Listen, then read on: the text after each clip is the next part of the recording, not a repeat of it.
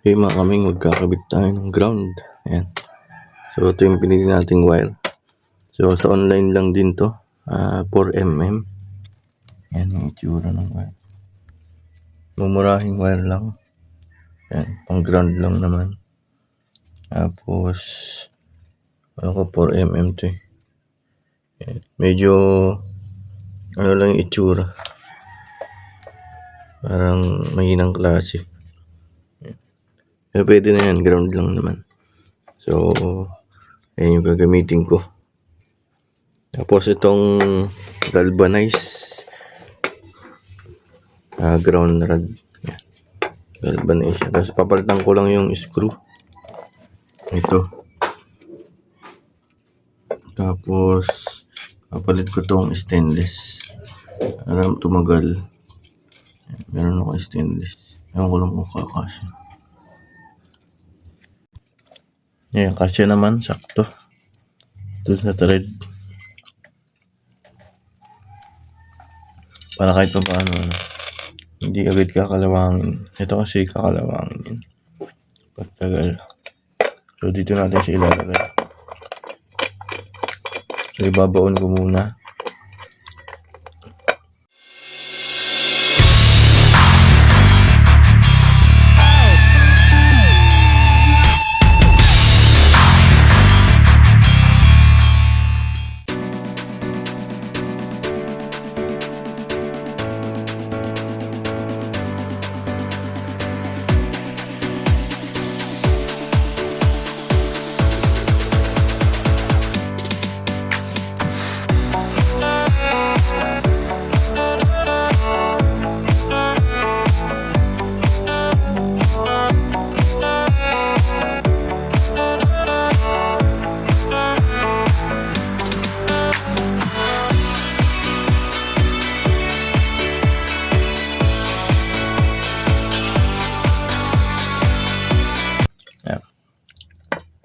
Hey mga kaming, mag-ground tayo. Install natin yung ground natin. No? So ito yung nabili kong wire. Yan. 4mm, 20 meters. Ito yung itsura. Yan. So pwede na to. Sa 3.6 kilowatt na demuda.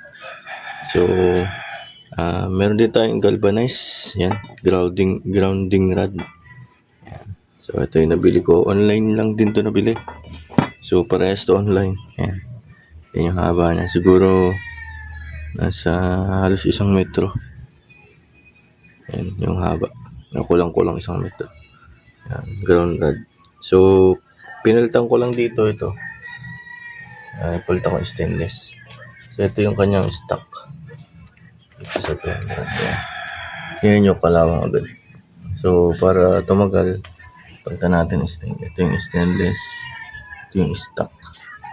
Yan, stainless. Mas maganda kasi hindi kakalawang. So papalitan ko lang. Maglalo. Kaya palitan muna natin. Ito stainless. Para matagal.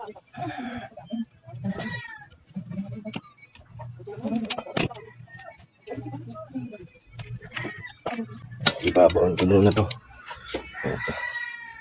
Ibabaon ko dun. Sa gilid. Yan dyan. At tabi ng malunggay. Diyan ko siya ibabaon. So ibabaon natin. So ibabaon na natin.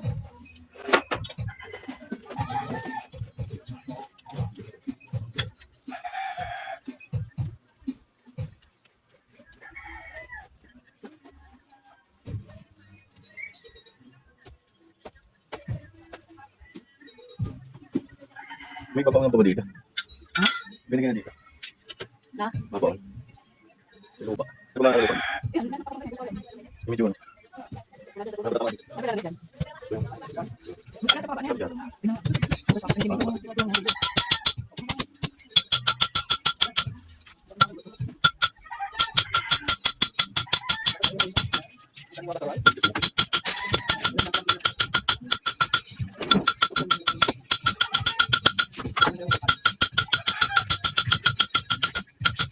Medyo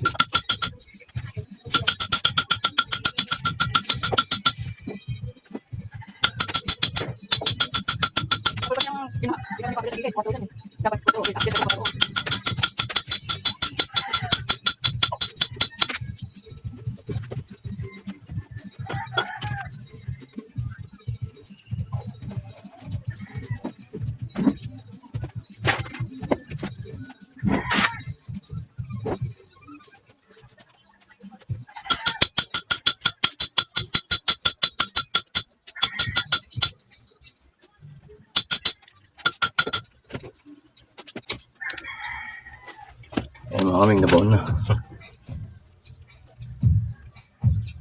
Yan yung buwan natin dito. So, i-screw na lang natin dyan. So, ito na mga kaming na install na natin. No? So, gumamit tayo ng terminal. Yan. Terminal ng mga wire. Yan. Pwede din kayo gumamit ng ganyan. Nagsama-sama ko lang yung ground. Yan. Basta green yun yung ground. Dito siya nang galing. Yan.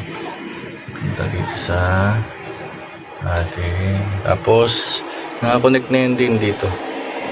Yan. Meron pa dito isang ano. Tapos, itong SPD na DC. Yan, nakakonect din yan dito. SPD na AC. Yan. Sama-sama sila dyan. Yan. Dito yan sila. Yan. Sama-sama yan. Tapos, yung wiring yan, pumunta dito. Yan. From dito, lumabas dito. Yan. Tapos, papunta na yan dito. Yan. Sama-sama lang sila. Parang ground. Yan yung pinakang wiring niya. So, lahat naman yan. May inverter, may ground din yan. Pupunta dito. Yan. Sama-sama lang. Pagsama-samahin nyo lang. Okay, ganun lang mga kaming. At so, sana nakatulong itong video sa inyo. At importante yung ground natin para safety yung ating mga setup. At safety din yung ating mga appliance para iwas sira. No? So, dagdag safety yan para sa ating mga gamit or equipment. No? So, yun. Hanggang dito na lang yung video natin mga kaming. Salamat sa panonood nyo. And kung bago ka pa lang, like and subscribe kung nagustuhan mo yung video natin.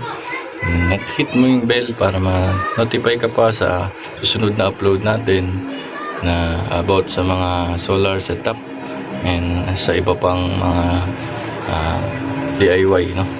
Salamat po and God bless mga kaming. Hanggang sa susunod na video. Thank you for watching and goodbye.